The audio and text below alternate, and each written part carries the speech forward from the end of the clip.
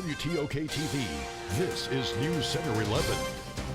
We have an exclusive interview with Meridian's mayor who had the chance to visit President Trump today to talk about issues affecting the Queen City. Plus another blow to Meridian's retail industry. Local shoppers are reacting to the upcoming closing of Jeffrey Toy Store. News Center 11 at 6 starts now. And good evening, everyone. I'm Lindsay Hall. And I'm Candace Barnett. Retail shopping in Meridian is bracing for a big blow. Toys R Us is set to close almost 200 stores next month, and the Jeffrey Toy Store in Meridian will be one of the casualties. This is leaving many locals asking why it happened and what's next for the city. Andrea Williams has tonight's top story. Shoppers may not be able to walk through these doors by this time next month. That's because the Jeffrey store in Meridian is one of 182 Toys R Us stores slated to close in February. The company's stores in Meridian, Pearl, and Tuscaloosa are among those set to go out of business. Officials with the company's public relations department tell News Center 11 that the closure decisions were based on several factors, which included store performance, the local market, and leasing terms. They also say that online shopping trends was a factor to consider, but not necessarily the primary reason. Do you shop a lot online? No. Why not? I'd rather go to the store and get it.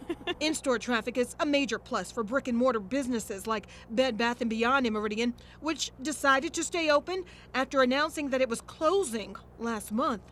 Well, I'm glad it stayed. They have a lot of hard-to-find items that you just don't find everywhere. Looking to the future, some loyal in-store shoppers who spoke with News Center 11 say they have no immediate plans to start making online purchases. My son and son-in-law and all of them do that, but not me. I don't know how. This is the thing for me. In Meridian, Andrea Williams, News Center 11. Toys R Us currently has 881 stores in the U.S., Puerto Rico, and Guam. The recently announced closures are due to the company's bankruptcy proceedings. Company officials tell News Center 11 that discounts will start early next month to the stores slated to close. Meridian City officials say there's no word at this time about another business immediately opening. Well, Meridian Mayor Percy Bland and other mayors met with the president today for Mayor's Day at the White House, a conversation with President Trump. The purpose is to discuss issues facing municipalities. Bland wanted to discuss the infrastructure issues the city of Meridian is dealing in regards to the EPA as well as the consent decree by the Department of Justice. So to get a chance to communicate some of the needs that you have in your city, and of course to present those needs to his team and to have an opportunity to follow up and communicate and stay in touch so that some of those things can be addressed in the following months and years during this current administration. Louisville Mayor Will Hill, along with other state mayors, also met with President Trump today. The cold and windy weather is causing some major issues for local fire departments over the last few days. First responders battled a number of fires over the weekend and into this week. Investigators say that a large number of the structure fires are accidental, but the brush fires are a result of people burning in dry conditions. The county fire coordinator is warning residents to remain careful over the next few days until the weather improves. What we're basically asking folks is that if you're going to burn outside, make sure you stay with that fire 100% of the time, from the time it starts till the time it finishes. And then after you believe that the fire is out or you burned everything that you want to burn, make sure you rake through those coals and put water on them, and always keep a water source nearby. Dover says firefighters responded to roughly 10 brush fires this weekend and 3 structure fires since Monday. You might have noticed some people protesting outside the county courthouse today. Coming up in 10 minutes, the answers they're looking for in the death of their loved one. Now, Storm Team 11 weather with Chief Meteorologist Brian Hutton Jr. Another seasonal day for us today, but we are in store for another cold night tonight. We got below freezing this morning. We'll do it again tomorrow morning, with most of us waking up in the upper 20s. Highs, though, will remain in the 60s as we head into the weekend before our next rain chance arrives, and showers will be with us as we head throughout the duration of our upcoming weekend. If you are heading out and about this evening, in with a jacket as you step outside. 47 now, dropping down to about 37 by 10 o'clock, with those high clouds sticking around through the evening. Complete details are in your 7-day forecast in just a few minutes. Candace? All right, thanks, Brian. Clark County investigators have arrested the man they say robbed multiple people at Action Auctions earlier this month. 27-year-old Jamarcus Davis is charged with 1 count of armed robbery and 1 count of robbery. Sheriff Todd Kemp says when they arrested Davis, he confessed to the crimes. Sheriff Kemp credits all the hard work from investigators in solving this case. A cell phone found by Action Auctions owner also helped in the case. The legwork that the officers do by talking to various witnesses and talking to folks and establishing relationships and informers, you know, that's what law enforcement officers do. The sheriff says the investigation isn't over. Others could be charged in the case. In the meantime, Neely says they've added more lighting and hired security ahead of this Friday's auction. 2 men from Argentina have been sentenced for passing counterfeit money here in Meridian. Gonzalo de la Fuente and Alejandro Bonet were sentenced by U.S. District Judge Henry T. Wingate to serve 17 months in federal prison for possessing and passing counterfeit currency in Meridian. Meridian police arrested the two at Walmart July 17th last year after they attempted to use fake $100 bills making small purchases. They were in the country on tourist visas. A 13-year-old boy was indicted for armed robbery in Philadelphia. Isaiah Frazier was charged with armed robbery last September. Chief Grant Myers says Frazier held another juvenile at gunpoint demanding for their cell phone. A grand jury indicted Frazier last week. Frazier is being charged as an adult. District Attorney Stephen Kilgore says any crime involving a gun and someone over the age of 13 will automatically be charged as an adult. Or has the ability to conduct a hearing, and it's able to find if it's in the best interest of the child or in the best interest of justice, that it can still be sent back to the youth court to be handled there. Frazier's case will be on the docket in March. His bond was set at $100,000. Frazier has bonded out. A driver hit a man walking on Highway 15 in Philadelphia last night. Neshoba County Sheriff Tommy Waddell says it was dark when the driver hit the Native American man who was walking in the same direction as the car was going. The man died on the scene. Sheriff Waddell says the driver and 2 children in the car are okay. The Mississippi Highway Patrol has identified the victim as Ron K. Lewis. No charges have been filed, but MHP is continuing to investigate. A shootout is caught on camera near Pensacola, and somehow no one was injured. That's coming up on News Center 11 at 6. Plus, advocates against smoking may not be happy with the decision made by Mississippi lawmakers today. Those stories after the break. Now to headlines in Mississippi. Well, a House committee doesn't want to require residents to be 21 to buy tobacco products. The House Ways and Means Committee, on a split voice vote, rejected House Bill 835. The measure would have increased the age to buy cigarettes and other products from the current 18. States with ages above 18 include Alabama at 19. Tobacco control advocates also want Mississippi's tobacco tax, now 68 cents per pack of cigarettes, raised to $1.50 a pack. They say a higher smoking age and higher taxes would deter use, cutting future health costs and deaths. News in Alabama now. Oprah Winfrey has visited the grave of a black woman in Abbeville whose rape by 6 white men in 1944 drew national attention. Reese Taylor's story was highlighted in Winfrey's recent Golden Globe speech. Winfrey says in an Instagram post that on assignment for 60 Minutes, she ended up in Abbeville, where Taylor suffered injustice, endured, and recently died. Taylor was 24 when she was abducted and raped as she walked home from church in Abbeville. The NAACP assigned Rosa Parks to investigate the case, and she rallied support for justice for Taylor. Florida police have released video of a shootout that happened at a stoplight near Pensacola. A dash camera in a car stopped at the light captured the incident. 2 suspects can be seen exchanging about a dozen rounds of gunfire around a stopped pickup truck. Police arrested the 30-year-old suspect who jumped out of the gold Toyota Tuesday after a chase. They're still looking for the driver of the silver Lexus. He's identified as Jonathan James Harris. No one was injured, but a 2-year-old and an 8-year-old were in the Toyota when it happened. Honoring those who serve. Volunteers are taking their time to help veterans who may need special assistance. But next, a Lauderdale County family is searching for answers in their loved one's shooting death as law enforcement explains why no one's been charged yet. Temperatures remain mild as we head into the weekend before showers return. Your forecast is after a check of the rivers. You're watching News Center 11 at 6 with Lindsay Hall and Candace Barnett.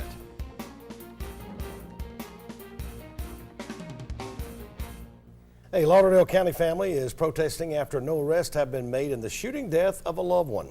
The incident took place last month. Relatives of 24-year-old Charlie Donwell say the man who shot Donwell shouldn't be walking free. Tom Williams has the story. Latrevia Donwell says the man who shot her brother in December should be arrested and charged in his death.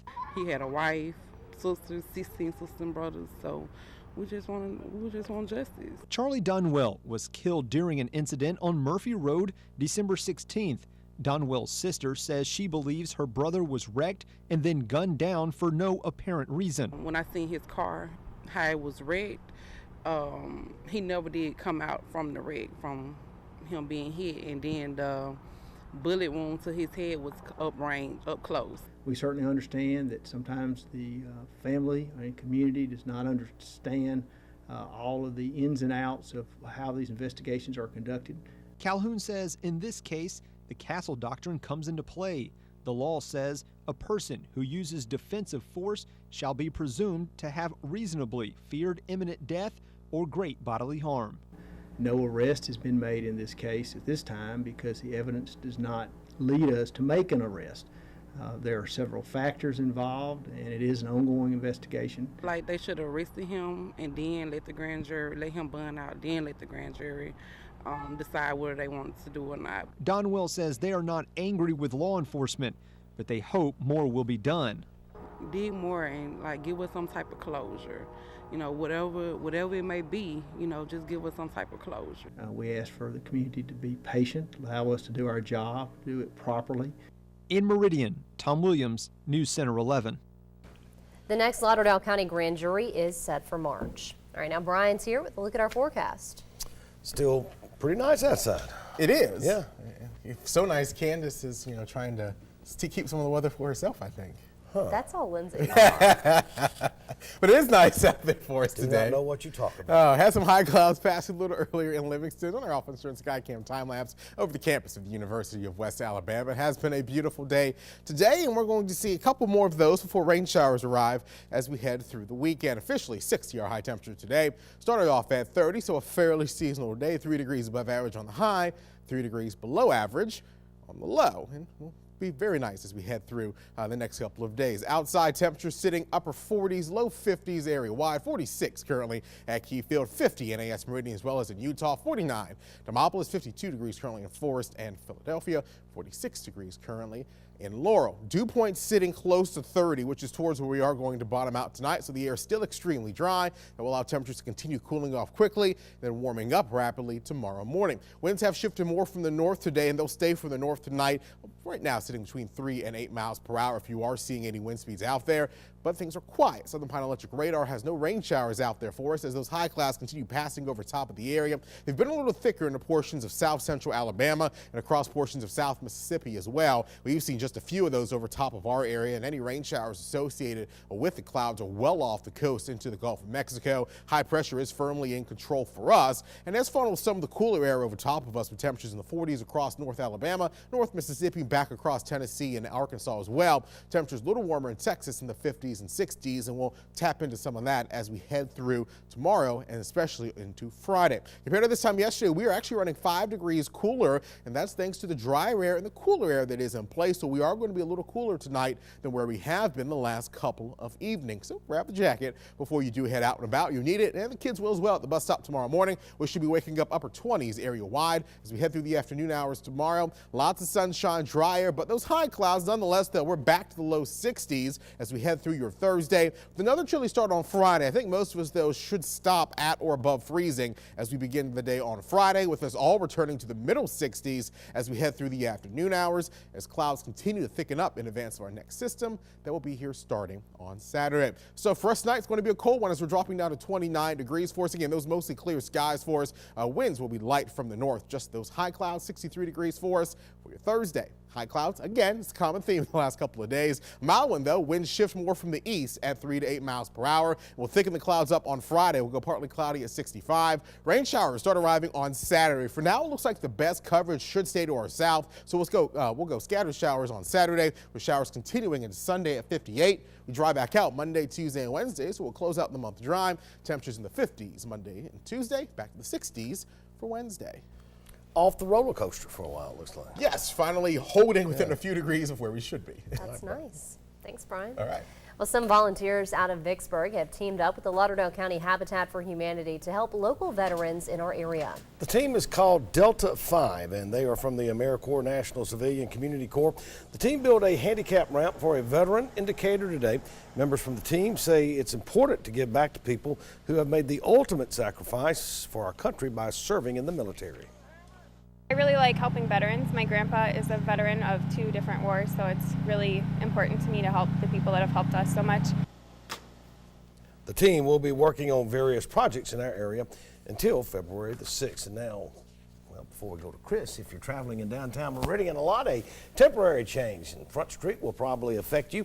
Front Street between 21st and 22nd Avenues became one-way going west today. The change will last for about 3 weeks due to construction on the Mississippi Arts and Entertainment Experience.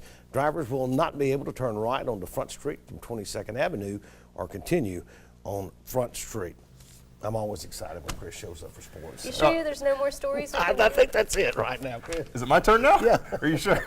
Go ahead. Well, I'm glad you're just as excited to see me as I am to see you. Coming up, we'll look back at a big SEC Super Tuesday. Ole Miss stopped a red-hot Alabama squad while MSU fell short in a huge road upset. And a month till college baseball, MSU has started practice. We'll hear from Coach Andy Cannizaro on getting back into the swing of things. Next up in sports. Now, News Center 11 Sports with Chris Turner. Well, on Tuesday in Oxford, Alabama took a 4-game winning streak into the pavilion at Ole Miss, hoping to continue an impressive rise through the SEC ranks. Instead, they left with a 7th straight loss in Oxford. Andy Kennedy's Rebels impressively shut down Colin Sexton and the Crimson Tide to a 78-66 win last night. DeAndre Barnett scoring a game-high 24 points to push the Rebels to 500 in SEC play. Both coaches on what went right and what went wrong for their squads last night. Our approach out of the gate was awesome. You know, Alabama came in as the #1 rated defensive efficiency team in the Southeastern Conference. You saw how big they are. Everything's big about them but their head coach. Can you believe that guy played in the league 15 years? You know, you got to play more than a 14, 16-minute stretch to have success on the road in any building in the SEC. The Big 12 SEC challenges this week, both teams taking part. Ole Miss travels to Austin to face Texas. Alabama welcomes Trae Young in the 12th-ranked Oklahoma Sooners.